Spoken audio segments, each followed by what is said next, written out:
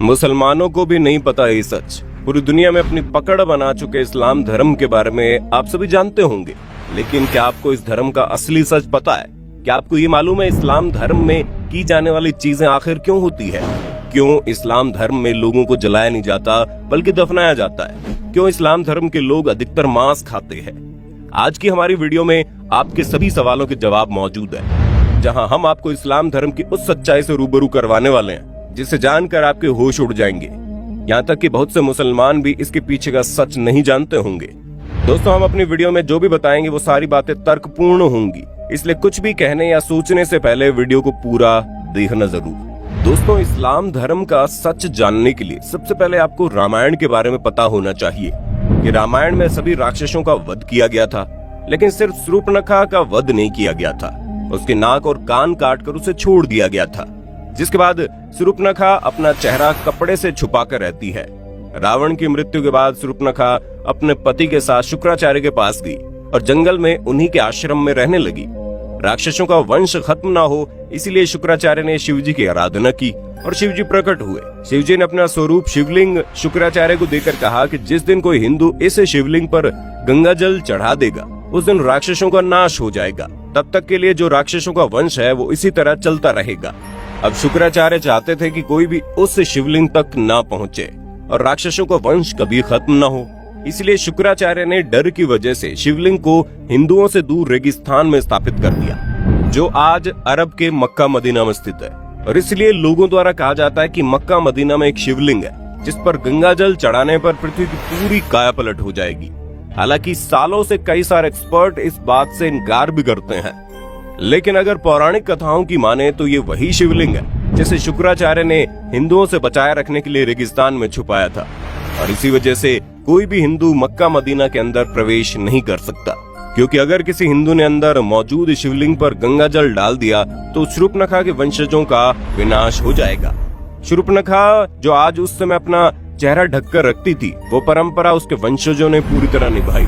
आज भी इस्लाम धर्म को मानने वाली औरतें अपना चेहरा ढककर रखती हैं, और ये सुनकर आपको धक्का जरूर लगेगा, लेकिन शूर्पणखा के वंशज आज मुसलमान कहलाते हैं, क्योंकि शुक्राचार्य ने उन्हें वरदान दिया। इस वजह से विशेष तौर पर मुसलमान शुक्रवार को महत्व देते हैं। इन सारी चीजों को जानने के बाद आपके दिमाग में सिर्फ एक सवाल आ रहा होगा कि आखिर इस्लाम कैसे पैदा हुआ। तो दोस्तों, आपको बता दें, इस्लाम कोई धर्म नहीं है, वो एक मजहबी दिनचर्या है। दोस्तों, वहाँ पर मजहब का मतलब होता है अपने कबीले के गिरोह को बढ़ाते चले जाना, यानी कि अपने कबीले में रहने वाले लोगों की संख्या को बढ़ाते रहना।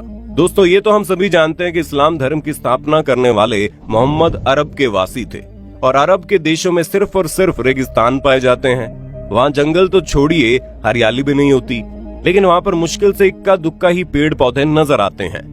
और इसी वजह से वहाँ पर लोगों के मरने के बाद उन्हें जलाने के लिए लकड़ियां न होने के कारण मृत शरीर को जमीन में दफना दिया जाता है। अब रेगिस्तान में हरियाली तो है नहीं, इसी वजह से वहाँ पर हरा चटक रंग देखकर इंसान जला जाता है, जो कि सूचक का काम करता है। इसी वजह से इस्लाम धर्म में हरे रंग को इतनी ज्यादा महत्वता दी जाती है।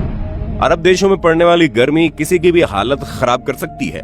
वहाँ के लोग तेज धूप में रेगिस्तान में सफर करते थे, और इसी वजह से वहाँ पर लोग अपने सिर को ढकने के लिए टोपी पहनने लगे, ताकि धूप की गर्मी से वो लोग बीमार ना पड़े।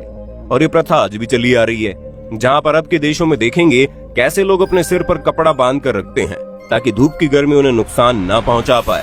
अरब के देशों में पानी की बहुत ही ज्यादा कमी देखने को मिलती थी। ऐसे में लिंग यानी मूत्र मार्ग को साफ करने में पानी खराब न हो, इसलिए वहाँ के लोग यानी कि इस मजहब के लोग अपना खतना करने लगे। दोस्तों, खतना जो प्राइवेट पार्ट होता है उसका आगे वाला हिस्सा काट दिया जाता है, और ये चीज अभी तक चलती आ रही है। सब लोग एक ही कबीले में खाना बदोश होते थे, इसलिए आपस में भाई बहन की निकाह कर देते थे।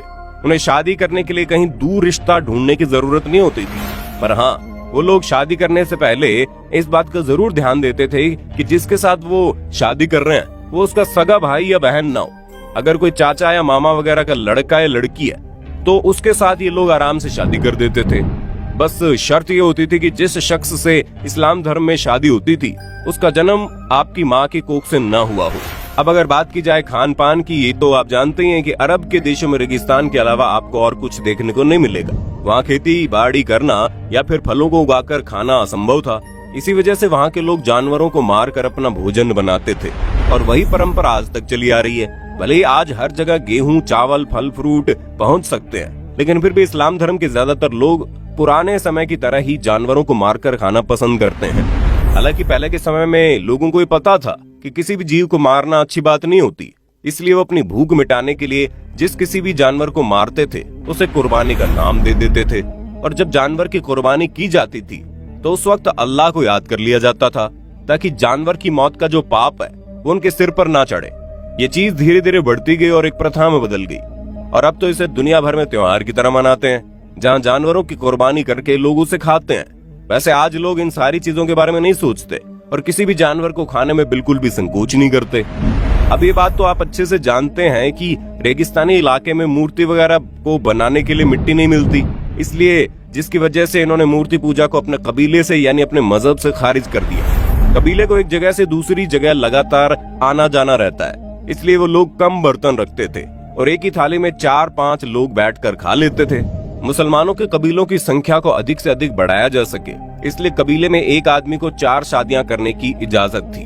अब अगर इन सारी बातों पर गौर किया जाए तो इससे ये चीज साफ होती है कि इस्लाम कोई धर्म नहीं है बल्कि एक कबीला है, जिसे सिर्फ जनसंख्या को बढ़ाने के लिए बनाया गया है। और इसके जो नियम है वो उनके सिद्धांत नहीं बल्कि इनकी दिनचर्या है। जिस तरह वातावरण इन्हें मिला उस हिसाब से इन लोगों ने जीना शुरू कर दिया, और आज भी वातावरण और आसपास का माहौल बदलने के बावजूद ये लोग उसी तरह से अपनी जिंदगी बिता रहे हैं। दोस्तों, हमने आपको इस्लाम से जुड़ी जितनी भी बातें बताई है वो सारी सच्ची है, तभी तो आज इस्लाम धर्म को मानने वाले लोगों की जनसंख्या लगातार बढ़ती जा रही है, जिस पर चाहकर भी कोई रोक नहीं लगा सकता। और जिस हिसाब से मुसलमानों की संख्या बढ़ती जा रही है उसे देखते हुए ये कहना गलत नहीं है कि आने वाले कुछ ही सालों में दुनिया में सबसे ज्यादा मुसलमानों की आबादी देखने को मिलेगी। अब हमारे बहुत से मुसलमान भाई बहनों को ये सारी बातें सुनकर बुरी लग रही होंगी, हम उनके धर्म को इस तरह से कह रहे हैं, पर दोस्तों हमारा इरादा किसी भी धर्म को ठेस पहुंचाना नहीं है, बल्कि हम तो आपके सामने कुछ ऐसे फैक्ट्स रख रहे हैं जो पूरी तरह से लॉजिकल है, और अगर आप उस पर गौर करेंगे तो आपको समझ में आएगा कि हम जो कह रहे हैं वो वाकई में सच हो सकता है। और इन सब की सबसे ज्यादा हैरान करने वाली बात यह है कि इस्लाम धर्म को मानने वाले लोग खुद भी ये नहीं जानते हैं कि वो इस तरह की सोच क्यों रखते हैं, और क्यों इस्लाम धर्म को मानने वाले अधिकतर लोग दूसरे धर्म को कम समझते हैं। हम ऐसा नहीं कह रहे कि मुसलमान लोग ही अपने धर्म को ऊंचा रखते हैं और बाकी लोग अपने धर्म पर ध्यान नहीं देते, बल्कि हिंदू से लेकर सिख और ईसाई तक हर धर्म के लोग अपने धर्म को महत्व देते हैं। किसी भी धर्म में, फिर चाहे वो इस्लाम धर्म ही क्यों न हो, उसमें दूसरे धर्म को नीचा दिखाना नहीं सिखाया गया है। लेकिन फिर भी मजहब के नाम पर दंगे होते हैं, जबकि चाहे हिंदू हो या मुसलमान, किसी को भी ये नहीं पता कि उनकी शुरुआत कहाँ से हुई और जो सिद्धांत और नियम कानून वो सीख रहे हैं वो किसने बनाए और किस लिए बनाए। लोग तो सिर्फ आंख बंद करके अंधों की तरह उन्हें मानते जा रहे हैं, परंतु उसके पीछे का सच किसी को नहीं पता।